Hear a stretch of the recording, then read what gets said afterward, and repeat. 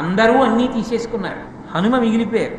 అప్పుడు చూశారు రామచంద్రమూర్తి, హనుమ నీకేమి ఇవ్వాలి అని అడిగారు. అడిగితే ఆయన అన్నారు, ప్రభు నాకు ఒక్క పదవి ఇప్పించండి, అందరూ అన్ని పదవులు తీసుకున్నారు కదూ, దాని గురించి నాకు చింత లేదు, నాకు ఒక చిన్న పదవి ఇవ్వండి. ప్రభువులు ఆవలిస్తే వాళ్ళకి వాళ్ళు చిటికి వేసుకోకూడదు, పక్కన ఇంకొక 2 చిటికి వెయ్యాలి.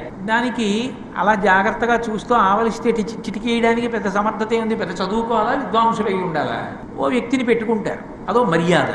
అందుకని అటువంటి వ్యక్తి ఉంటారు. స్వామి నేను మీరు ఆవలించినప్పుడు చిటికేసే ఉద్యోగం నాకు ఇవ్వండి అన్నారు. అది ఇవ్వనా నీకన్నారు. అదే కావాలి నాకు, అదే ఇవ్వండి అన్నారు. సరే ఇచ్చానన్నారు. ఇప్పుడు నాకు మహాసంతోషం. ఎందుకు అన్నారు. మీరు ఎప్పుడు ఆవలిస్తారో ఎవరికి తెలుసు, అందుకని నేను ఇప్పుడు మీ పక్కనే ఉంటా, నాకు ఇంతకన్నా ఏం కావాలి. అది హనుమద్భక్తి అంటే.